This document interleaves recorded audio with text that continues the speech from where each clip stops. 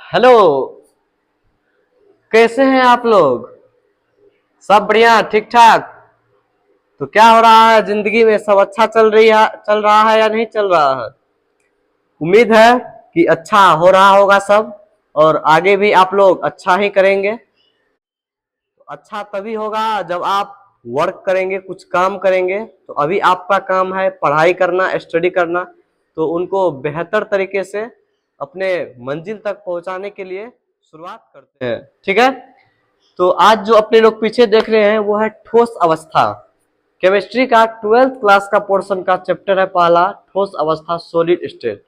इनके बारे में आज जहां तक संभव होता है यहां तक आज जानने का प्रयास करेंगे। ठीक है, तो चलिए मिलते हैं, शुरुआत करते हैं। तो आपका वेलकम है इसका पहला चैप्टर में। शुरुआत करते हैं। तो पहला चीज अपने लोग जानेंगे कि ठोस अवस्था होता क्या है। ठीक है, सॉलिड स्टेट, इसका नाम हुआ सॉलिड स्टेट, ठोस अवस्था। ये क्या होता है इनके बारे में जानते हैं। पहला चीज, तो पहला चीज जानेंगे कि ये ठोस अवस्था होता क्या है। ये जो जिनका नाम अपने लोग अभी देख रहे हैं, ये ठोस अवस्था, ये होता क्या है? ये जो है, ये ठोस अवस्था, ये पदार्थ का अवस्था है। कहने का मतलब क्या हुआ कि पदार्थ किसको बोलेंगे? अपने प्रकृति में चारों ओर जो कुछ भी दिख रहा है अपने आसपास, चाहे प्रकृति का हो या चाहे मानव द्वारा भी बनाया गया हो, अगर उनका नाम नहीं जानते हैं तब तक अपने लोग उस चीज को पदार्थ ही बोलेंगे। और उसी पदार्थ को अवस्था के आधार पर, उनके स्टेट के आधार पर उसको 3 कैटेगरी में बांट दिया गया है। अवस्था कहने का मतलब हुआ, जैसे हम अगर सोए रहते हैं तो उसको बोला जाता है निद्रा अवस्था। हम अगर जगे हुए हैं तो जागृति अवस्था में, हम जगे हुए अवस्था में। कहते हैं ना, जब हम जगे हुए अवस्था में थे या निद्रा अवस्था में थे तो सपने में वो राजकुमारी आई थी। तो जैसे ही जब निद्रा अवस्था में थे तो ऐसे ही पदार्थ का 3 अवस्था था। कौन कौन सा अवस्था? एक का नाम रख दिया ठोस, एक का नाम रख दिया द्रव अवस्था। पदार्थ के 3 अवस्था, एक ठोस अवस्था, एक द्रव अवस्था और एक गैस अवस्था, गैसीय अवस्था। ये जो है पदार्थ के 3 अवस्था है। ठीक है, ठोस अवस्था, द्रव अवस्था और गैसीय अवस्था। इसी अवस्था में पहला अवस्था का नाम है ठोस अवस्था। पहला अवस्था का क्या नाम है? ठोस अवस्था। दूसरा अवस्था का नाम है द्रव अवस्था और तीसरा अवस्था का नाम है गैसीय अवस्था। तो आज जो अपने लोग जानेंगे, अपने लोग ये जानेंगे कि पहला चीज बचपन में तो पढ़े हुए हैं कि ठोस अवस्था क्या होता है, उसका डिफिनेशन पढ़े हुए हैं। द्रव अवस्था क्या होता है, उनका डिफिनेशन पढ़े हुए हैं। गैसीय अवस्था क्या होता है, उनका डिफिनेशन पढ़े हुए हैं। मतलब जान तो हर एक चीज रहे हैं, लेकिन छूट क्या रहा है? ऐसा क्या चीज है 12th क्लास में पढ़ने के लिए कि जो हमको कुछ अच्छा चीज मिलने वाला है? तो इनके बारे में आज कुछ डिटेल से बात करेंगे। जैसे ठोस पदार्थ जो होता है, इनके अंदर का बात जानेंगे। ऊपर ऊपर तो जानते हैं कि ये कुछ जगह लेता है, इनका आयतन फिक्स होता है, ये मजबूत होता है, ये ऊपर ऊपर की बात है, ये तो जानेंगे ही। लेकिन कुछ अंदर की बात है, उनको अपने लोग आज जानने का प्रयास करते हैं। ठीक है, तो ठोस पदार्थ, ठोस अवस्था, द्रव अवस्था और गैसीय अवस्था, ये पदार्थ के 3 अवस्था है। इनके बारे में तो अपने लोग जान लिए। अब जो है पदार्थ का ठोस अवस्था क्या होता है, इनके बारे में अध्ययन करते हैं, शुरुआत करते हैं। तो चलिए लिखते हैं पदार्थ के ठोस अवस्था के बारे में कि ये पदार्थ का ठोस अवस्था क्या है। ठीक है, लिखिए ठोस अवस्था, हेडिंग डालिए अपने अपना अपना। अगर हेडफोन लगाए हैं तो सही है, नहीं भी लगाए हैं तो बगल में फोन या लैपटॉप जो भी है रखिए, और यहाँ पर टॉपिक डालिए कि ठोस अवस्था क्या होता है। सीधा यहाँ लिखेंगे पदार्थ के 3 अवस्था। पदार्थ के 3 अवस्था मतलब अवस्था के आधार पर पदार्थ को 3 भागों में बांटा गया है। एक का नाम रख दिया है ठोस, एक का नाम रख दिया है द्रव और एक का नाम रख दिया है गैस। इसको इंग्लिश में बोलते हैं सॉलिड स्टेट मतलब ठोस अवस्था, एक को बोलते हैं लिक्विड स्टेट और एक को बोलते हैं गैसियस स्टेट।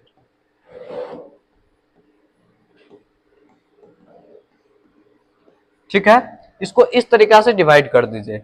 अपने लोग पहला जानते हैं ठोस अवस्था के बारे में। इनका डिफिनेशन लिखना जरूरी नहीं है, इनके बारे में मेन चीज है जानना जरूरी। डिफिनेशन आप खुद क्रिएट कर सकते हैं। तो ये इनके बारे में अपने लोग क्या जानेंगे? तो पहला चीज, 3 चीज तो जानते ही है ठोस पदार्थ के बारे में। ठोस पदार्थ का जो होता है आकार, आयतन और आकृति, ये तीनों जो होता है वो फिक्स होता है। फिक्स मतलब ये निश्चित होता है। ठीक, पहला बात कहने का मतलब हुआ कि ठोस पदार्थ को अगर हम जिस जगह पे रख दिए तो अगर उसको कहीं दूसरे जगह भी रखेंगे तो वो अपने आप को कहीं पर स्थान रखने के लिए कुछ न कुछ जगह लेगा। उससे उनका आयतन जो हो जाता है फिक्स हो जाता है, वही जगह लेगा। चाहे हम उस चीज को बोर्ड के पास रखें या कहीं छत पर रखें, कहीं जमीन पर रखें, तो अपने आप को वो ठहरने के लिए उतना ही जगह लेगा जितना जगह इस बोर्ड पर लेगा, जितना जगह कहीं अदर जगह लेगा। तो इस तरीका से जगह लेगा। ठीक है, उसके बाद आता है ठोस का। इनके कण के बीच जो होता है ठोस पदार्थ मजबूत होता है। ये तो अपने लोग बचपन में पढ़ चुके हैं, जो लोग बहुत लोग नहीं पढ़े होंगे तो वो आप जान लीजिए कि ठोस पदार्थ जो होता है वो मजबूत होता है। वो मजबूत किस लिए होता है? क्योंकि जो ठोस पदार्थ है या कोई भी पदार्थ है, उनके कण, जो छोटे छोटे कण होते हैं, उनके अंदर ढेर सारा कण होता है। इन्हीं कण के बीच दूरी कितना है, इसी के कम दूरी है, बहुत कम दूरी है ठोस के कण के बीच। इसी दूरी के आधार पर ठोस को आगे बांटा गया है। अपने लोग तो सिर्फ जाने कि इनके ठोस पदार्थ के कण के बीच बहुत कम दूरी, लगभग 9 के बराबर होती है, लेकिन इन्हीं दूरी के आधार पर जो है ठोस को कई भागों में बांटा गया है, वर्गीकृत किया गया है। ठीक है, तो दूसरा चीज कि इनके कण के बीच, इनके कण के बीच बहुत कम दूरी होती है।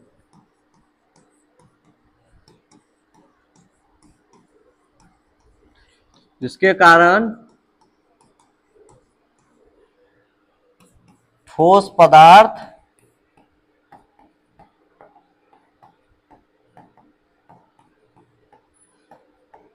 अत्यंत कठोर होते हैं। ठीक है, समझ में आ गया ये चीज। फिर अगला पॉइंट ठोस पदार्थ के बारे में। ठोस पदार्थ के बारे में फिर अगला पॉइंट ये लिखेंगे, इनको दबाकर घटाया बढ़ाया नहीं जा सकता है। मतलब ये असंपीड्य होते हैं। इसको अगर किताब की भाषा में बोले, इसको बोलते हैं कि ठोस पदार्थ असंपीड्य होते हैं। ये किताब की भाषा है, तो इसको अपने भाषा में लिख सकते हैं, इनको दबाकर घटाया या बढ़ाया नहीं जा सकता है।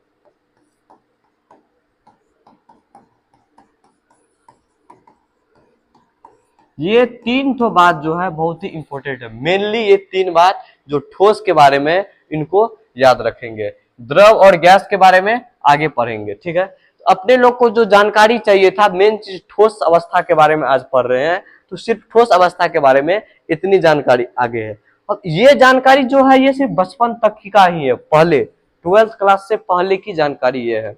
अब जो 12th क्लास के में जो जानकारी लेंगे वो इनसे आगे की जानकारी लेंगे कि ठोस पदार्थ होता क्या है, ठोस पदार्थ को दूरी के आधार पर इनके कण के बीच दूरी कितना, ये तो पता है कि बहुत कम दूरी होती है, लेकिन इसको दूरी के आधार पर, दूरी के क्रम के आधार पर इनको दो भागों में बांटा गया है। कितने भागों में? दो भागों में। किसको? ठोस पदार्थ को। इनके पदार्थ के जो छोटे छोटे कण है उनके दूरी के आधार पर, दूरी में क्रम के आधार पर कितने भागों में बांटा गया है? दो भागों में। एक का नाम है क्रिस्टलाइन सॉलिड, जिसको बोलते हैं रवेदार, यहां लिखेंगे ठोस पदार्थ के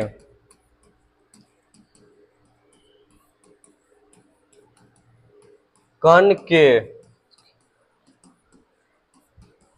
के बीच की दूरी का क्रम के आधार पर, क्रम के आधार पर ठोस अवस्था पदार्थ को दो भागों में वर्गीकृत किया गया है। ठोस पदार्थ को दो भागों में वर्गीकृत किया गया है।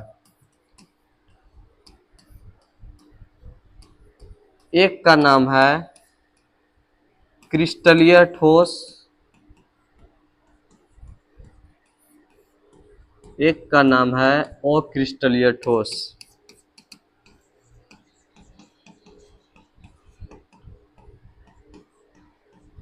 क्रिस्टलीय ठोस और अक्रिस्टलीय ठोस, कहने का मतलब है क्रिस्टलाइन सॉलिड और नॉन क्रिस्टलाइन सॉलिड।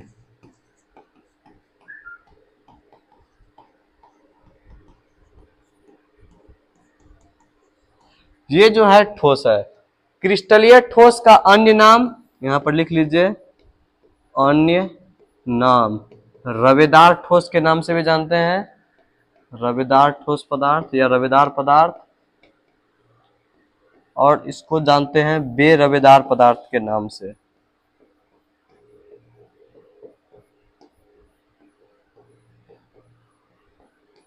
ठीक है, इनके बारे में अब आगे जानते हैं कि ये क्रिस्टलाइन सॉलिड क्या होता है, नॉन क्रिस्टलाइन सॉलिड क्या होता है। पहला चीज तो ये जानते हैं कि इनको बांटा क्यों गया है। इनको बांटा गया है, अभी बताए भी हैं, फिर से बता रहे हैं इनको क्यों बांटा गया है। इनको बांटा गया है कि पदार्थ के कण के बीच की दूरी के क्रम के आधार पर उनका क्रम कैसा है। तो ये जो क्रम है इनके बारे में जान लेते हैं इसमें। ठीक है, इसमें यहां पर हमने लिख भी दिया है, देखिए नीचे में लिखा हुआ भी होगा कि ठोस को के अवयवी कण के क्रम के आधार पर ठोस को दो भागों में बांटा गया है। एक होता है क्रिस्टलीय ठोस और एक होता है अक्रिस्टलीय ठोस। ये हमने पहले से भी लिख करके रखा हुआ है कि मतलब क्या कि ठोसों के अवयवी कण, अवयवी कण कहने का मतलब हुआ कि अवयवी कण जो होता है इसका कहने का क्या मतलब होता है, ये जो लिखा हुआ है अवयवी कण, ये पदार्थ के तीन अवयवी कण होते हैं। तीन अवयवी कण कहने का मतलब क्या चीज, या तो वो अणु हो सकता है, ठीक है, या तो वो आयन हो सकता है, ठीक है, ये या तो ये अणु हो सकता है, एटम, मॉलिक्यूल और आयन। मॉलिक्यूल का कह सकते हैं एक तरह से अणु, आयन और परमाणु, एटम, मॉलिक्यूल या तत्व भी कह सकते हैं। मतलब सीधा समझेंगे तो वो जो होता है पदार्थ का सबसे स्मॉलेस्ट पार्टिकल, एटम, मॉलिक्यूल और आयन, इस तीन में से कोई एक भी रहेगा तो वो हो जाता है पदार्थ का सबसे छोटा कण में कैटेगरी में बांटने के आधार पर। ठीक है, तो चलिए पहला शुरुआत करते हैं क्रिस्टलीय ठोस का। क्रिस्टलाइन सॉलिड किसको बोलते हैं, ठीक है, ये होता है रवेदार ठोस, उसी को बोलते हैं, या क्रिस्टलीय ठोस। ठीक है, तो वैसा ठोस पदार्थ, इसको इसका अगर इनके बारे में पहले जान लेते हैं तो यहां पर देखिए क्या लिखा हुआ है कि वैसा ठोस पदार्थ जिनमें कण, अणु, परमाणु या आयन, ये तीन चीज, एक अणु, एक परमाणु और एक आयन। अणु से, परमाणु से छोटे छोटे परमाणु मिलकर के अणु का निर्माण करते हैं और आयन उसी से मतलब आयन भी निर्माण होता है। जैसे H2O है तो H2O में H प्लस और OH माइनस दो आयन रहता है, तो ये सब आयन का छोटा छोटा टुकड़ा हो जाता है। ये सब स्मॉलेस्ट पार्टिकल के रूप में आता है। ठीक है, तो जो अवयवी कण हुआ वो तीन हुआ, एक अणु हुआ, परमाणु हुआ या आयन हुआ। उनको एक नियमित और दोहराव वाली ज्यामितीय संरचना में व्यवस्थित रहता है, ऐसे पदार्थ को क्रिस्टलीय ठोस कहते हैं। कहने का मतलब हुआ कि ऐसा ठोस पदार्थ जिनमें कण, जो ठोस पदार्थ है उसमें जो कण रहता है, ये छोटा छोटा कण, ये अगर दोहराव वाली आकृति में रहता है, ये दोहराव पुनरावृत्ति रहता है इस आकृति के, जैसे अभी हम दर्शा रहे हैं, इस तरह का जो आकृति में रहता है, उस तरह का जो आकृति में रहता है उसको बोलते हैं रवेदार ठोस। उसको बोलते हैं रवेदार, बेरवेदार नहीं, रवेदार, क्रिस्टलाइन। सीधा चीज याद रखें, क्रिस्टल थोड़ा सा याद रखेंगे। तो ये जो ठोस रहता है ये रवेदार, मतलब रवेदार ठोस का मतलब हुआ इनकी आकृति पुनरावृत्ति तरीका से रहता है, मतलब एक वे में रहता है, एक रास्ते के अनुसार रहता है। अगर इसकी आकृति इस रास्ते में बढ़ रही है तो इधर नहीं जाएगा, एक लाइन से जाएगा, फिर पुनरावृत्ति होकर के दूसरे लाइन में जाएगा, फिर पुनरावृत्ति होगा तो तीसरे लाइन में जाएगा। तो इस तरीका से इनकी आकृति की दोहराव होता है, पुनरावृत्ति होता है। इस प्रकार का जो ठोस रहता है उसको अपने लोग बोलते हैं क्रिस्टलीय ठोस। क्या बोलते हैं, क्रिस्टलीय ठोस। जैसे देखिए अपने लोग, जैसे कुछ एग्जांपल लेते हैं, जैसे नमक। क्या नमक का जो कण है वो एक एक कण ऐसे छोटा छोटा टुकड़ा नहीं रहता है ना, कहीं ऐसा तो नहीं रहता है कि एगो छोटा कर लिए बाद में बड़का कर ढेला, आप कहिएगा ढेला तो रहता है नमक में, नहीं। अगर आप उस ढेला को चूड़िएगा, आप उस ढेला को जब चूड़िएगा तो क्या वो फिर वही छोटा छोटा कण बन जाता है ना?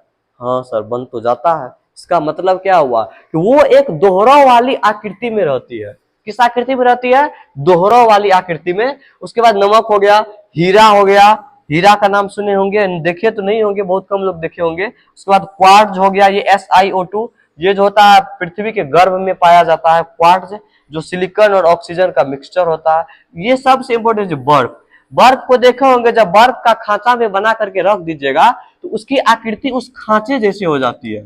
किसके तरह से? खांचा की तरह से। मतलब क्या हुआ कि उनमें उनको उनके पास जितना जगह है, किनके पास? उस खांचे में बना है, तो जो पानी का कण जाता है उसमें एक सटीक रास्ते में बैठ करके, जैसे अगर इस रास्ते से गया तो फिर दोबारा उस रास्ते से, फिर तिबारा ऐसे करके अपना साइज बनाता है और एकदम फिक्स साइज बनाता है, ताकि अगर मान के चलते जैसे खांचा इस टाइप का है तो इसी टाइप का बनता है, इस टाइप का ही बनता है बर्फ का टुकड़ा। मतलब अपने आप को सही तरीका से सही क्रम में ढाल लेता है। तो इस प्रकार का जो ठोस रहता है उसको कौन सा ठोस बोलते हैं? क्रिस्टलीय ठोस। समझ में आ गया क्रिस्टलीय ठोस किसको बोलते हैं? सीधा याद रखेंगे, जिसमें जिस भी ठोस में दोहराव वाली आकृति होती है, पुनरावृत्ति आकृति होती है, ठीक है, ज्यामितीय संरचना होती है, और जिनके कण व्यवस्थित तरीका से रहते हैं, ऐसे नहीं एक इधर गया उधर दूसरा कण बना लेगा, इससे जो होता है उसी को बोलते हैं बेरवेदार और क्रिस्टलीय। इसी में दोनों चीज पढ़ लिए, एक क्रिस्टलीय भी, एक अक्रिस्टलीय भी।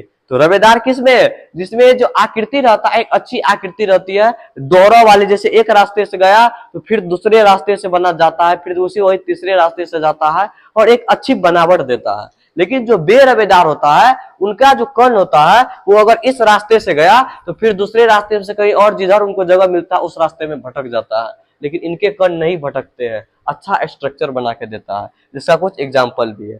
ठीक है, इसी में और कुछ है, देखते हैं। इसमें है अब क्रिस्टलीय ठोस के गुण। क्या है? क्रिस्टलीय ठोस के गुण। क्रिस्टलीय ठोस के बारे में तो जान लिए कि क्रिस्टलीय ठोस होता क्या है, ठीक है। अब आता है कि क्रिस्टलीय ठोस के गुण क्या होते हैं। तो पहला चीज कि क्रिस्टलीय ठोस के कण एक नियमित मतलब रेगुलर 3D पैटर्न में होते हैं, जिससे इनकी एक विशेष ज्यामितीय आकृति होती है। अभी हमने ये चीज बताया कि ये जो होता है एक नियमित में रहता है, रेगुलर वे में रहता है। ऐसा नहीं इस रास्ते से गए तो फिर ऐसे करके उस रास्ते से वहां पहुंच जाएंगे, नहीं, एक रेगुलर पैटर्न में होता है। ऐसे है तो फिर उसके नीचे ऐसे, फिर उसके नीचे ऐसे करके उनका जितना कैपेसिटी रहता है स्ट्रक्चर बनाने का, उस हिसाब से ये बनता है। ठीक है, तो ये बताए 3D पैटर्न करने का मतलब लंबाई, चौड़ाई और ऊंचाई, जिस हिसाब से वो अपने आप को बनाना चाह रहा है ढांचे में, उस अनुसार से इनका बनता है। ठीक है, यह है पहला गुण क्रिस्टलीय ठोस का।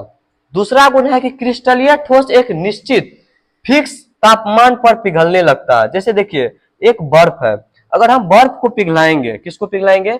बर्फ को, तो उनके लिए एक निश्चित तापमान देना जरूरी है। ऐसा नहीं है एक ही बार में 1000 डिग्री सेल्सियस दे भी देंगे तो तुरंत सेकेंड में, ऐसा नहीं है, उनमें भी टाइम लगता है। जैसे नहीं देखते अपने लोग आग में अगर उंगली डालते हैं, तुरंत डाल के तुरंत निकाले, कुछ असर पड़ता है? उतना असर नहीं पड़ता है। वही अगर आप जैसे कांस्टेंट है, गैस का लॉ है, गैस का लॉ फुल करके वहां पर तुरंत डालिए, तुरंत हाथ निकाल लीजिए तो कुछ नहीं होगा। लेकिन तुरंत हाथ डाल करके थोड़ा देर रखिए, 10 सेकंड रखिए, तो आपके हाथ में जलन होने लगती है। ठीक उसी तरह से ये बर्फ है या कोई भी पदार्थ है क्रिस्टलाइन में, उनको अगर हमको गलाना है या उनको पिघलाना है, उनके लिए कांस्टेंट ताप की जरूरत होती है, निश्चित ताप की। किस ताप की? निश्चित ताप की। एक बर्फ का एग्जाम्पल लेकर के आप इसको याद रख सकते हैं। ठीक है, तीसरा, पूरे ठोस में अवयवी कण का क्रम दोहराने के साथ साथ लंबी दूरी के क्रम में रहती है। कहने का मतलब है ये तो कण दोहराता ही है। जैसे देखिए ये कण ऐसे ऐसे ऐसे ऐसे करके गया, ये दोहराया, फिर यही क्रम लंबा दूरी तक रहता है, जहां तक जाएगा थोड़ी लंबी दूरी तक रहती है, फिर ये पैटर्न ऐसे करके लंबा क्रम रहता है इसका, तब ना पदार्थ का स्ट्रक्चर सही बनता है। तो ये जो होता है क्रिस्टलाइन सॉलिड का, पदार्थ के कण का क्रम लंबा क्रम होता है, तब स्ट्रक्चर पदार्थ का सही तरीका से बनता है, ढांचा सही तरीका से बनेगा, तब वो पदार्थ का अगर छोटा सा मान के चलिए अगर क्रम छोटा रहेगा, जैसे कोई चीज देखते हैं ना, अगर वो छोटा रहेगा अर्थात कम समय का रहेगा, कोई चीज कम समय में अगर आपको जल्दी काम कराना है, जैसे ये देखिए इनका साइज जो है बहुत छोटा है, तो ये अगर मान के चलिए फास्ट नहीं रहेगा, ठीक है, तो ये देखिए इधर आते आते करके इधर भटक सकता था, लेकिन इनको सही स्ट्रक्चर कैसे दिया गया, इनके कण का जो है साइज को दोहराया गया, यहाँ से ऐसे करके थोड़ा थोड़ा बड़ा किया गया, तब इनका साइज इधर पतला इधर मोटा, तो ये कहेंगे जैसे ये कोई पदार्थ बना, तो ये किस टाइप का पदार्थ बना बताइए, क्रिस्टलाइन सॉलिड हुआ या नॉन क्रिस्टलाइन हुआ, तो ये हो गया नॉन क्रिस्टलाइन। काहे कि इनका जो कण है, ये कण का जो आकृति दिया गया है ये थोड़ा सा डिफरेंट दे दिया गया है, कैसा दे दिया गया है, अलग, सेम पुनरावृत्ति इसका नहीं हुआ, जैसे इधर मोटा कर दिया इधर पतला कर दिया, मतलब इनका कण हो सकता है इधर बह करके इधर आ गया हो, क्या समझ में आ रहा क्या बोल रहे हैं, इनका मार्कर जो है ये मार्कर, इनका कण हो सकता है बह के इधर आ गया हो, तो जब बह करके समय के साथ आता है तुरंत नहीं आता, एक एग्जाम्पल ले रहे, ऐसा नहीं इसमें वैसा हुआ ही होगा, एक एग्जाम्पल बता रहे, जैसे आप लोग देखे होंगे पुराना कांच है, जब पुराना कांच को अब शीशा में खिड़की में लगा दीजिएगा, बहुत लंबे समय के बाद क्या होगा, कुछ उनका लिक्विड जो रहता है वो नीचे आके बैठ जाता है, जिनके वजह से ऊपर वाले शीशे का जो साइज है शेप है वो थोड़ा सा पतला हो जाता है और नीचे वाले का मोटा हो जाता है, क्या बोल रहे हैं समझ में आ रहा है, ऊपर वाले का शेप थोड़ा सा पतला हो जाता है और नीचे वाले का मोटा हो जाता है, ऐसा क्यों होता है, क्योंकि इनका क्रम जो है वो लंबा टाइम तक नहीं रह पाता, लंबी दूरी का क्रम नहीं रहता है, इनका रहता है वो नॉन क्रिस्टलाइन का हो जाता है, तो वो लॉन्ग रेंज ऑर्डर का नहीं रहता है, शॉर्ट रेंज ऑर्डर का रहता है, और क्रिस्टलाइन सॉलिड का लॉन्ग रेंज ऑर्डर का रहता है, कि एक बार अगर ढांचा अच्छा से तैयार हो जाता है तो वो लंबे समय तक वैसा ही रहता है, लेकिन जो अक्रिस्टलीय ठोस रहता है उसमें लंबे समय तक नहीं रहता है, ठीक है।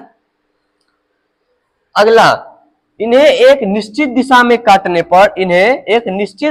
काटने पर यह साफ और समतल सतह में विभाजित हो जाएगा, कौन सा ठोस, क्रिस्टलीय ठोस, अगर आप एक अच्छे तरीका से काटेगा एकदम ये प्लेन कट जाएगा, काहे कट जाएगा प्लेन, जैसे आप बर्फ को जैसा चाहिएगा वैसा काट सकते हैं, चाहिएगा तो स्लाइस के तरीका से बिल्कुल एकदम झाइल की तरह काट सकते हैं, तो वैसा कट जाएगा और अच्छा शेप बन जाएगा, आप उसको दूसरा आकार भी जैसा देना चाहेंगे ना, अगर मान के चलिए ये बर्फ का टुकड़ा है, इसको आप अगर चाहिएगा कि पूरा अच्छा से ऐसे करके काट डाले और इनको बराबर बराबर भाग में काट दे तो वो कट जाएगा, काहे कि ये क्रिस्टलाइन सॉलिड का नियम ही है, ये क्रिस्टलाइन सॉलिड का नियम है, इनकी आकृति पुनरावृत्ति वाली होती है, जब आकृति पुनरावृत्ति वाली दोहराव वाली आकृति होती है तो ये इनके कण आपस में एक सटीक वे में बंधे हुए रहते हैं, जैसे आप इनको स्लाइस के रूप में काटिएगा तो वो फिर आप अपने हिसाब से इसको आकृति दे सकते हैं, लेकिन वही जब नॉन क्रिस्टलाइन रहेगा, काटिएगा इधर तो हो सकता है कुछ पदार्थ कण बह के इधर ज्यादा आ जाए, तो ये इस तरह का शेप बन जाए, मतलब उनका शेप आपको अच्छे आकृति जैसा आप चाहिएगा वैसा आपको नहीं मिलेगा, किस सॉलिड में, नॉन क्रिस्टलाइन सॉलिड में, किस सॉलिड में मिलने का चांस ज्यादा रहता है, जरूरी नहीं है कि हम जो बोल रहे हैं उसमें मिलेगा ही, मिलने का चांस संभावना ज्यादा रहती है इस ठोस में, क्योंकि कोई चीज सटीक जो आप किताब में देख रहे हैं लिखा हुआ, ये सारा चीज सटीक नहीं है, हर एक चीज एकदम होगा ही होगा, होने की संभावना रहती है, ऐसा वो चीज अपने लोग पढ़ते हैं, ठीक है। अगला पॉइंट, क्रिस्टलीय ठोस के कणों का एक दूसरे के सापेक्ष निश्चित ओरिएंटेशन होता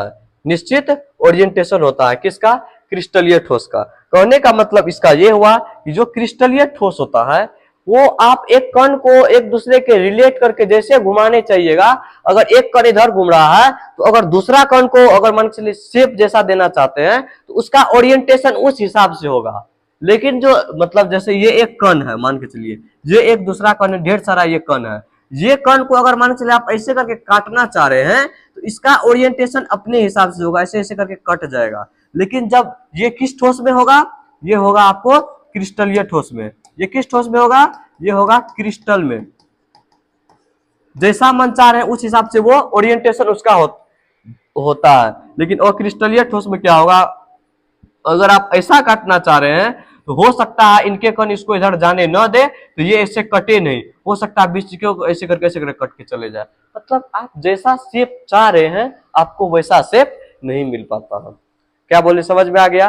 क्रिस्टल ठोस का ये कुछ था गुण, विशेषता उसका कि पहचाने कैसे, कैसे उनमें क्या होता है, ये चीज था आपको क्रिस्टल ठोस का। समझ में आ गया? समझ में आ गया है तो कमेंट में जरूर लिखिएगा कि जी सर, यस सर, समझ में आ गया, सीख गए हम ये चीज को। अब जो है क्रिस्टलाइन सॉलिड को हम कभी नहीं भूलेंगे। ठीक है, चलिए अब अपना लोग अगला चीज जानते हैं कि अगला चीज क्या है। ठीक है, जैसे देखिए यहाँ पर कुछ आपको फिगर दिखाते हैं। ये आप फिगर जिस चीज का देख रहे हैं ये फिगर है NaCl का। किस चीज का फिगर है? NaCl, Na और Cl का। आप यहाँ पर एक चीज देखिए, ये Na है, Na माने क्या चीज? सोडियम। ये क्या है? सोडियम। ये क्या है? क्लोरीन। सोडियम और क्लोरीन के कण देखिए एक वे में है, एक वे में ये है, एक वे में ये है, तो एक वे में ये है, तो एक वे में ये है। मतलब एक रेंज में रहता है, एक लाइन से रहता है, एक निश्चित दूरी क्रम में रहता है। इस सब का ओरिएंटेशन एक जैसा होता है। क्या आप इसको अगर एक जैसा काटना चाहिएगा तो क्या इनको काट नहीं सकते हैं? देखिए अगर मान के चलिए इनको हम चाहेंगे कि इस तरीका का शेप में काटे, तो ऐसे करके एक डायरेक्ट काट सकते हैं। इनका ये आपको 3D में, अभी आपको ये 2D में दिख रहा है तो उतना अच्छा से नहीं दिख रहा, लेकिन ऊपर से देखिए दिखेगा आपको। अगर आप इस तरीका से काटना चाहते हैं तो आप काट सकते हैं, क्योंकि इनके अलग अलग कण इस साइड, कुछ इस साइड, इस तरीका से बट जाएगा। लेकिन आप इसी चीज को देखिए, इनके जो कण होते हैं ये है क्रिस्टलीय ठोस के। ये किस ठोस का है? क्रिस्टलीय ठोस, क्रिस्टलाइन का है ये है क्रिस्टलाइन का, और ये है नॉन क्रिस्टलाइन का। क्या इसमें आपको लग रहा है कि इनके कण को अगर हमको काटने का मन होगा तो जैसा आप फिगर चाह रहे हैं, जैसा आप बनावट पदार्थ का चाह रहे हैं, क्या वैसा आपको ये सॉलिड दे सकता है? ये है नॉन क्रिस्टलाइन और ये है क्रिस्टलाइन। तो अगर मान के चलिए अपना मनचाहा चीज को काटना चाह रहे हैं तो पहले आप बांट लीजिएगा कि ये पदार्थ किस टाइप का हो सकता है। क्या हम इस पदार्थ को काटना चाहे, अगर हम मान के चलिए इसको बीचों बीच काटना चाहे, अभी इसको अगर हम बीचों बीच काटना चाहे तो थोड़ा सा मुश्किल है कि सही स्ट्रक्चर हमको बीचों बीच मिलेगा, कहीं ना कहीं बीच में गड़बड़ा जाएगा। तो ये हो जाता है नॉन क्रिस्टलाइन सॉलिड के एग्जांपल में। काहे कि हो सकता है कि इनके अंदर के कण व्यवस्थित पैटर्न में, दोहरों वाले पैटर्न में उपस्थित नहीं हो। अगर उपस्थित होगा तो अच्छे से कट जाएगा, वो डिस्टर्ब नहीं करेगा वो कण एक दूसरे को, काहे कि इसका ओरिएंटेशन तो फिक्स होगा। अगर नहीं होगा तो फिर डिस्टर्ब करेगा, वो आपको सही से काटने नहीं देगा, बीच में बाधा बनेगा। ये एक कण इधर भटक जाएगा, दूसरा कण उधर भटक जाएगा, आपस में कोई दोहराव तो नहीं है। और ये लॉन्ग रेंज ऑर्डर नहीं होता है, इनका रेंज होता है शॉर्ट रेंज ऑर्डर। अभी आगे जानेंगे इसके बारे में भी। इसका होता है शॉर्ट रेंज ऑर्डर, ये होता है लॉन्ग रेंज ऑर्डर तक। कहने का मतलब है ये लंबी दूरी का इनका क्रम होता है। किस दूरी का? लंबी दूरी का। कैसे होता है हम बता दिए हैं। ठीक है, चलिए अब अपने लोग आगे जानते हैं। अब एक चीज आता है कि क्रिस्टलीय ठोस में असमदेशी गुण होता है। कैसा गुण होता है? असमदेशी गुण। इसको बोलते हैं अंग्रेजी में एन आइसोट्रोपिक नेचर। इसको अंग्रेजी में क्या बोलते हैं? An isotropic nature. ये कुछ ऐसा चीज है जो बोर्ड एग्जाम में, 12th के बोर्ड एग्जाम में पूछ देता है कि असमदेशी गुण क्या होता है। एन आइसोट्रोपिक नेचर से आप क्या समझते हैं, एक्सप्लेन करें। तो इनके बारे में कुछ हम बताए हैं, एनिसोट्रोपिक नेचर क्या होता है। तो देखिए कि क्रिस्टलीय ठोस में उपस्थित रहने वाला, किस ठोस में? क्रिस्टलीय ठोस में उपस्थित रहने वाला ऐसा गुण जिसमें ठोस के भौतिक गुण, जैसे भौतिक गुण कौन कौन होगा? अपवर्तनांक, अपवर्तनांक होता है। उसके बाद चालकता, तन्यता। ये अपवर्तनांक क्या होता है? ये अपवर्तनांक उसको बोलते हैं, जैसे मान के चलिए अपने लोग अभी हवा में है, इस हवा एयर में, वायुमंडल में हवा है, तो इसका कुछ अपवर्तनांक होता है, इसका कुछ अपवर्तनांक होता है। इसको अंग्रेजी बोलते हैं रिफ्रैक्टिव इंडेक्स। इसको अंग्रेजी बोलते हैं रिफ्रैक्टिव इंडेक्स। जैसे हवा का अपवर्तनांक होता है लगभग 1। कितना होता है? 1। ठीक है, पानी का अपवर्तनांक होता है 1.33। तो इनका ऐसे ही कुछ पदार्थ होगा उस पदार्थ का जो अंदर का गुण होता है, उस अंदर में अपवर्तनांक जो उपस्थित रहता है। जैसे मान के चलिए शीशा है, तो शीशा के अंदर जो शीशा है, उस शीशा के अंदर जो चीज उपस्थित रहता है उनका भी कुछ अपवर्तनांक होता है। जैसे अभी अपने पास अपने माहौल में चारों तरफ वायु उपस्थित है, तो उसका कुछ अपवर्तनांक है। जैसे अपने लोग दूसरे माध्यम में जाएंगे, जैसे हवा से पानी की ओर जाएंगे, तो उस माध्यम में जाने पर अपवर्तनांक में बढ़ोतरी होती है। मतलब हवा में जितना अपवर्तनांक नहीं है, पानी में जाने के बाद उससे ज्यादा हो जाता है। तो उसके गुण में, जैसे अपने लोग हवा से अगर पानी में जाएंगे तो बहुत सारे चीज में चेंजेस आ जाता है। ऐसे ही अपवर्तनांक के बारे में, क्रिस्टलीय ठोस का अपवर्तनांक में क्या होता है ये चीज जानते हैं कि अपवर्तनांक चालकता, चालकता मतलब कंडक्टिविटी, कंडक्टर सबस्टांस नहीं जानते हैं, नॉन कंडक्टर, वैसे ही चालकता, तन्यता में अंतर पाया जाता है। चालकता और तन्यता में अंतर पाया जाता है, क्योंकि क्रिस्टलीय ठोस में अलग अलग दिशा में, क्रिस्टलीय ठोस में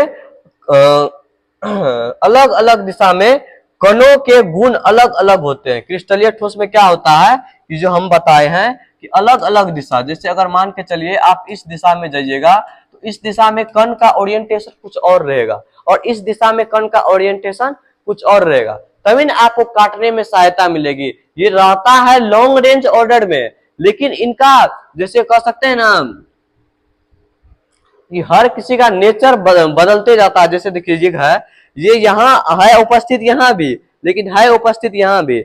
ये जब जाएंगे तो इधर का यहाँ पर क्या लिखा हुआ है देखिए कि ठोस में अलग अलग दिशा में कणों के गुण अलग अलग होते हैं। अगर कण सेम है लेकिन इनका गुण अलग हो जाता है, काहे कि वहां के माध्यम में अलग हो सकता है वहां का माहौल अलग हो सकता है कण का, तभी वो अपना थोड़ा सा स्ट्रक्चर भी चेंज कर पाता है। ठीक है, तो कणों में, क्रिस्टलीय ठोस में जैसे देखिए अगर ये सेम जगह है, ठीक है, अगर यहाँ पर कोई कण अवेलेबल है, फिर यहाँ पर ये टर्निंग ले रहा है, तो यहाँ जो कण का गुण होगा वही गुण इस कण के पास नहीं रहता है, कुछ ना कुछ चेंजेस रहता है। तो अलग अलग दिशा में जो कण होता है, जो अलग अलग दिशा होता है, अलग अलग दिशा में अलग अलग गुण होता है, किसमें, कणों में। ठीक है, तो ठोस के अंदर पाए जाने वाले ऐसे गुण को असमदेशी गुण कहते हैं। ठोस के अंदर अपवर्तनांक का, चालकता का, तन्यता का, इन सब चीजों में अलग अलग मतलब चेंजेस होता है, परिवर्तन होता है। क्यों परिवर्तन होता है? क्योंकि ठोस के अलग अलग दिशा में कणों के गुण अलग अलग होते हैं। इस प्रकार का जो गुण होता है उसे बोलते हैं एनआइसोट्रोपिक नेचर। अगर एग्जाम में पूछे कि असमदेशी गुण से आप क्या समझते हैं, तो सीधा बोलेंगे कि क्रिस्टलीय ठोस में पाया जाने वाला ऐसा गुण जो ठोस पदार्थ के भौतिक गुण जैसे अपवर्तनांक, तन्यता, चालकता, इन सब चीजों के बारे में जो है, इन सब में अंतर पाया जाता है। चालकता, तन्यता, इन सब चीजों में क्या पाया जाता है? अंतर। किसके कारण अंतर पाया जाता है? क्योंकि ठोस पदार्थ में कणों का जो ओरिएंटेशन होता है, जैसे एक जगह से दूसरे जगह की ओर थोड़ा सा उसमें अंतर पाया जाता है। जब कण के ओरिएंटेशन में अंतर पाया जाएगा तो गारंटी है कि उसका अपवर्तनांक में, चालकता में, तन्यता में कुछ न कुछ अंतर होगा। इस प्रकार का जो अंतर होता है, ऐसा गुण अंतर पाया जाता है, अंतर जो पाया जा रहा है ऐसा गुण को अपने लोग बोलते हैं क्या चीज? असमदेशी गुण। इसको याद रखेंगे, एनआइसोट्रोपिक नेचर। ठीक है, चलिए अब अगला चीज शुरुआत करते हैं। अगला क्या है? अगला चीज है, ये चीज देख लीजिए आप लोग, एक फिगर और लाए हैं आप लोग के लिए। ये जो आप फिगर देख रहे हैं, ये फिगर है अमोर्फस सॉलिड का। अमोर्फस सॉलिड किसको बोलते हैं? इसी को, अक्रिस्टलीय ठोस का। अक्रिस्टलीय ठोस, ये हो जाता है क्रिस्टलीय ठोस। इनमें आपको कुछ अंतर समझ में आ रहा होगा। यहाँ देखिए एक अच्छी स्ट्रक्चर, अच्छी संरचना के साथ बंधा हुआ। इनको आप अगर इस तरीका से भी काटना चाहेंगे, इस तरीका से अगर भी काटना चाहेंगे तो ये लगभग आप जैसा करना चाहते हैं लगभग। चलिए अब अपन लोग जानते हैं कि अक्रिस्टलीय ठोस क्या होता है। अक्रिस्टलीय ठोस के बारे में बताएं कि जिनके अंदर, अक्रिस्टलीय ठोस के बारे में कि जिनके अंदर, अक्रिस्टलीय ठोस के बारे में अपने लोग आज बात करते हैं। अक्रिस्टलीय ठोस के बारे में बताएं कि जिनके अंदर के कण की कण की दोहराव वाली, व्यवस्थित ढंग से दोहराव वाले मतलब आकृति नहीं होती है, कण की दोहराव आकृति। कहने का मतलब जैसे अभी अपने लोग बात किए थे कि क्रिस्टलीय ठोस में दोहराव वाली आकृति, पुनरावृत्ति कणों की नहीं होती है, किसमें? अक्रिस्टलीय में होती, किसमें है? तो क्रिस्टलीय में। तो उनके गुण के बारे में अब जानते हैं, अक्रिस्टलीय के गुण के बारे में। तो पहला गुण है इन ठोस के अंदर कण का क्रम अनियमित रहता है। अभी हमने बात किया कि क्रिस्टलीय ठोस में जो कण का क्रम रहता है वो रेगुलर वे में रहता है। अगर ऐसे है तो फिर दोबारा रेगुलर वे में ऐसे रहेगा, इस तरीका से, मतलब एक रेगुलर वे में। जैसे अभी हमने इस आपको दिखाया था, यहाँ पर देखिए इस तरीका से, जैसे यहाँ देखिए रेगुलर वे में है ना, रेगुलर वे में, रेगुलर वे में, इस तरीका से रेगुलर वे में रहता है, किसमें? क्रिस्टलीय ठोस में। किस ठोस में? क्रिस्टलीय में। और रहता किसमें नहीं है? तो इसमें। अभी इसी चीज को अपने लोग पढ़ रहे हैं। इसमें है, रेगुलर वे में है नहीं है, इसी चीज के बारे में यहाँ पर है, देखिए।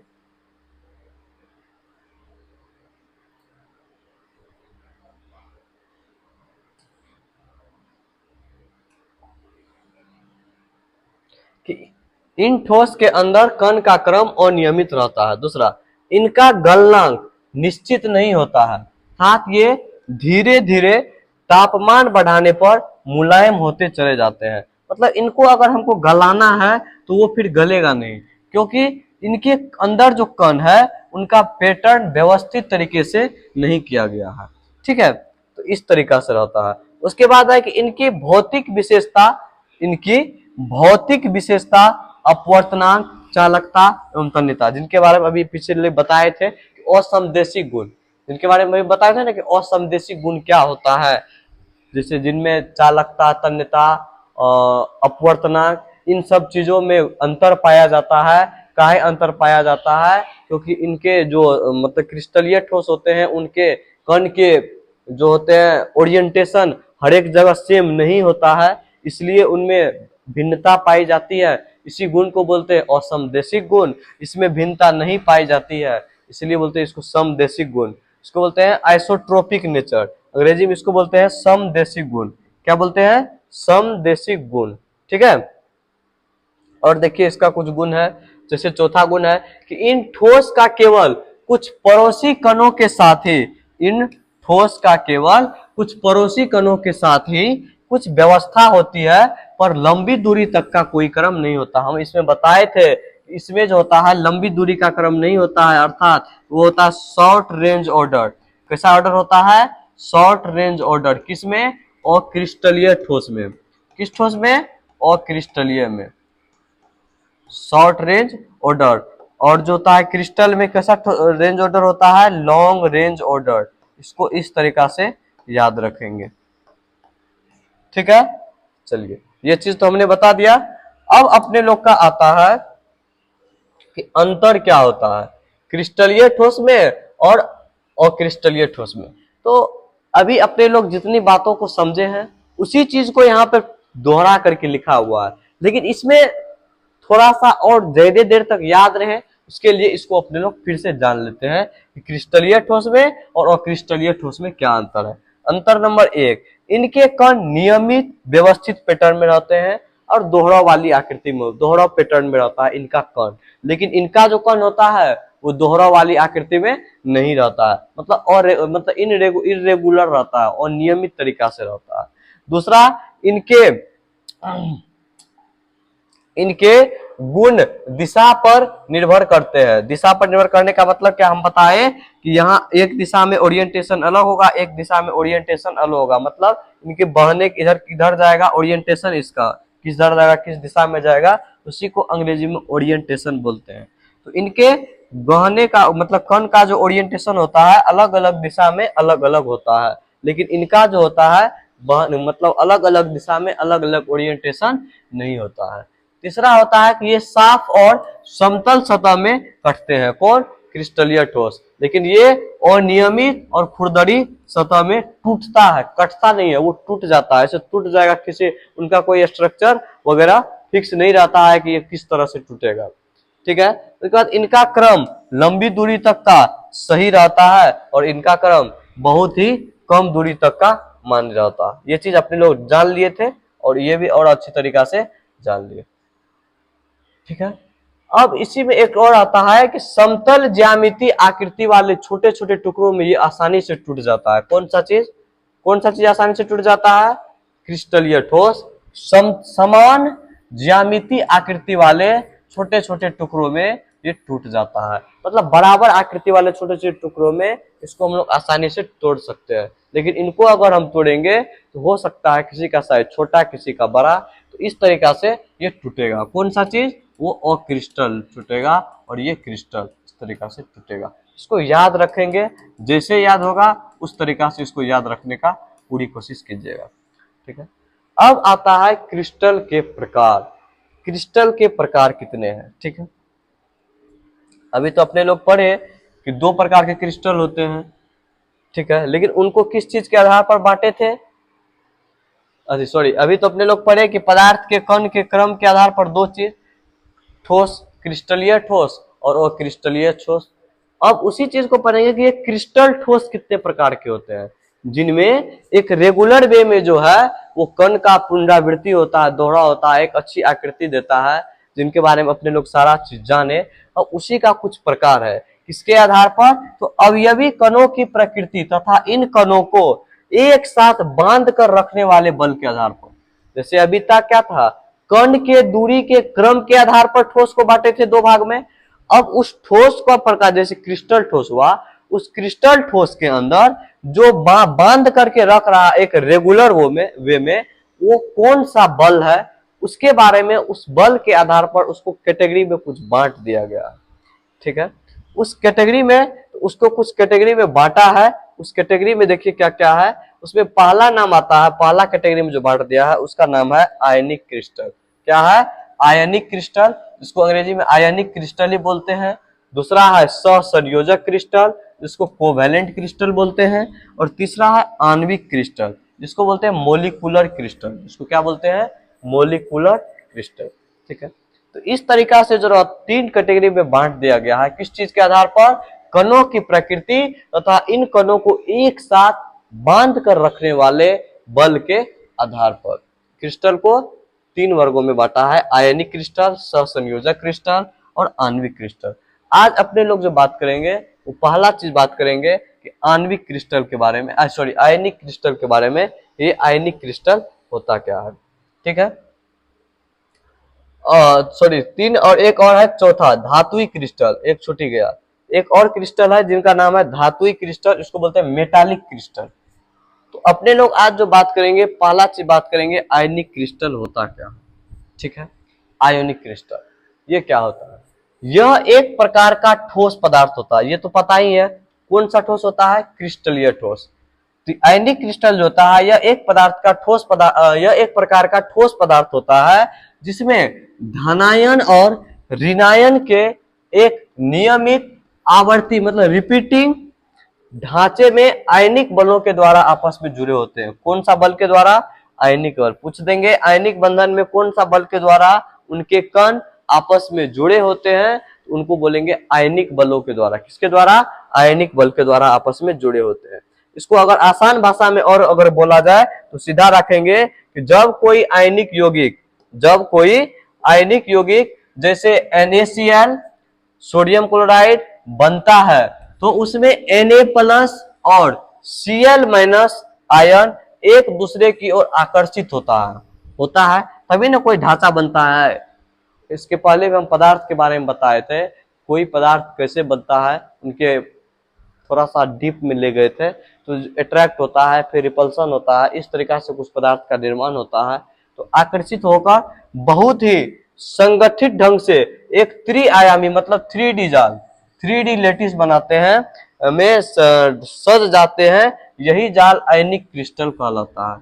मतलब आकर्षित करके इनके कण को एक बंधन द्वारा बांध करके आयनिक बल के माध्यम से इनके बीच जो बल लगता है वो बोलता है आयनिक बल। इनके माध्यम से 3D स्ट्रक्चर बनाता है, उसी स्ट्रक्चर को आयनिक क्रिस्टल बोलते हैं। कौन सा क्रिस्टल? आयनिक क्रिस्टल। ये चीज जान लिए हम आयनिक क्रिस्टल किसको बोलते हैं। अब है आयनिक क्रिस्टल की कुछ विशेषताएं।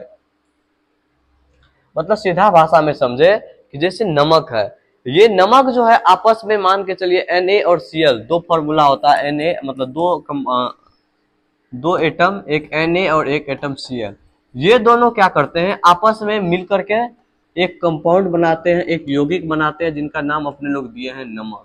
ये जो कंपाउंड बना रहे हैं NaCl, इस दोनों के बीच जो बॉन्ड काम कर रहा है वो बॉन्ड है आयोनिक बॉन्ड, और इस दोनों के बीच जो बल लग रहा है वो है आयनिक बल। यही बल जो है इस दोनों को बांध करके रखा हुआ है और उस यौगिक का निर्माण कर रहा है, जिसको अपने लोग सब्जी में डालते हैं या अदर कुछ में भी डाल करके खाते हैं। ठीक है, तो अब है आयनिक क्रिस्टल की विशेषता, कि आयनिक क्रिस्टल की विशेषता क्या है।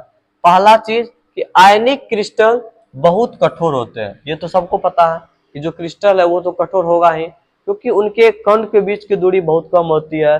दूसरा, रेगुलर वे में उपस्थित रहता है, क्योंकि आयन के बीच मजबूत आकर्षण बल होता है, और ये भी चीज अभी जान लिए, उनके बीच मजबूत आकर्षण बल लगता है, जिनको अपने लोग कौन सा बल बोलते हैं, आयनिक बल बोलते हैं।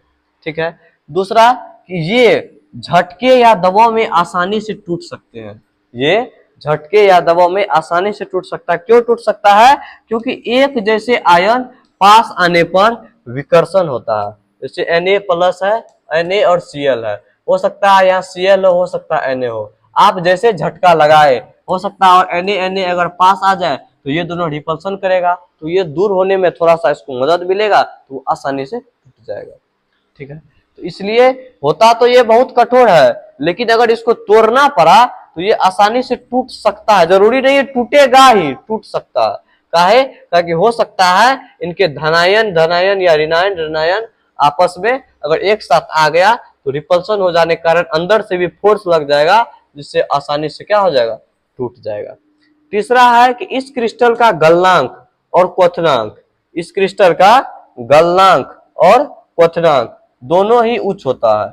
इस क्रिस्टल का गलनांक और क्वथनांक दोनों उच्च होता है, क्योंकि क्यों उच्च होता है, क्योंकि इन क्रिस्टल में आयन, क्योंकि इन क्रिस्टल में क्योंकि इन क्रिस्टल में आयन बहुत मजबूत बलों से जुड़े होते हैं, उन्हें तोड़ने के लिए ज्यादा उष्मा की जरूरत होती है। पूछ देगा कोई भी, इनको तोड़ने के लिए कितने उष्मा की जरूरत होती है, ज्यादा। जब ज्यादा उष्मा की जरूरत होगी तो ऑटोमेटिक है उसका गलनांक क्वथनांक ये सब क्या होगा, हाई होगा, उच्च होगा। ठीक है, अब अगला है, ये तीन चीज है, ये तीन जो है आयनिक क्रिस्टल का क्या है, कुछ विशेषता है। ठीक है, आयनिक क्रिस्टल की विशेषता। अब है आयनिक क्रिस्टल के बारे में, ये चीज आपको कुछ स्ट्रक्चर हम बता रहे हैं। चौथा है एक कि ठोस अवस्था में आयनिक क्रिस्टल विद्युत का संचालन नहीं करते हैं। कौन नहीं करते हैं, आयनिक क्रिस्टल।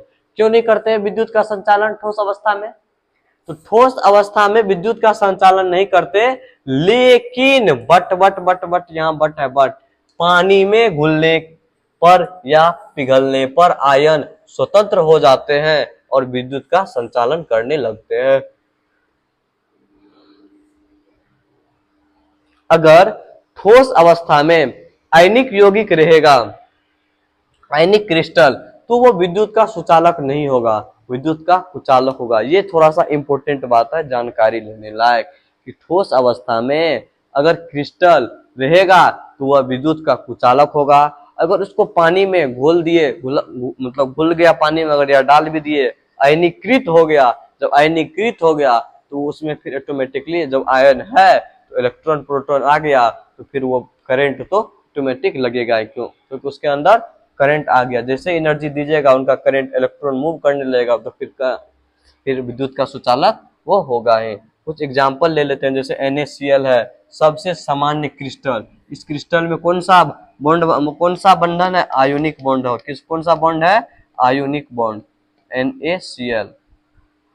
दूसरा है CaF2, कैल्शियम फ्लोराइड इसको बोलते हैं। तीसरा है MgO, मैग्नीशियम ऑक्साइड इनको बोलते हैं। ये सब कुछ एग्जाम्पल है आयोनिक बॉन्ड के। मतलब इन दोनों को, मैग्नीशियम और ऑक्साइड को जो बांध के रखा हुआ है, कौन सा बॉन्ड बांध के रखा हुआ है, आप चाहे तो हम इनको डिटेल में बता सकते हैं, लेकिन अभी नहीं बताएंगे, आगे बताएंगे, आगे के लेक्चर में पढ़ने के लिए है। ऑर्गेनिक केमिस्ट्री में इस केमिस्ट्री में भी है, लेकिन ये बचपन में ही पढ़ना चाहिए था कि NaCl किस तरह से NaCl का निर्माण करता है, कोई कंपाउंड किस तरीका से किस चीज का निर्माण करता है, इस चीज के बारे में भी बात करेंगे, लेकिन आगे करेंगे। ठीक है, उसके बाद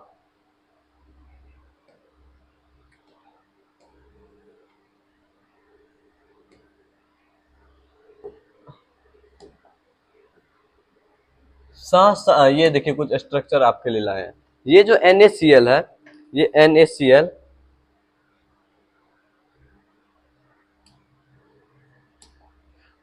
Na और Cl, ये दोनों आयोनिक बॉन्ड बनाता है। जैसे मान के चलिए इसका नाम है Na और इसका नाम है Cl, तो आप देखिए कैसे करके NaCl अटैच्ड है। अगर यहाँ सोडियम है तो इनके दोनों छोरों पर क्या है, Cl है, Cl है अटैच्ड है, Cl अटैच्ड है, Cl अटैच्ड है। मतलब ये चार तरफ से Cl से अटैच्ड किया हुआ है। फिर यहाँ देखिए, ये देखिए, इधर Cl, इधर Cl, इधर Cl, यहाँ तीन तरफ से Cl से अटैच्ड है। मतलब हर एक चीज, और जैसे ये Cl है, Na है, Cl Cl Cl Cl, मतलब अपने चारों ओर Cl टाइप का जो भी है, तो Na है तो वो Cl से अटैच्ड रहेगा, Cl है तो Na से अटैच्ड रहेगा। ठीक है, तो इस तरीका से बनाता है।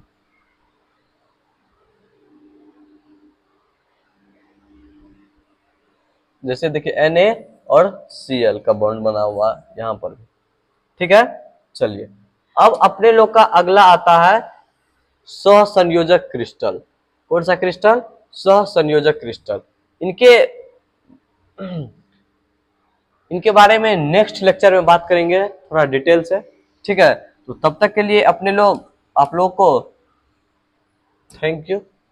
अभी तक जो सीखे इनको अच्छे तरीका से स्टडी कीजिएगा, बेहतर ढंग से।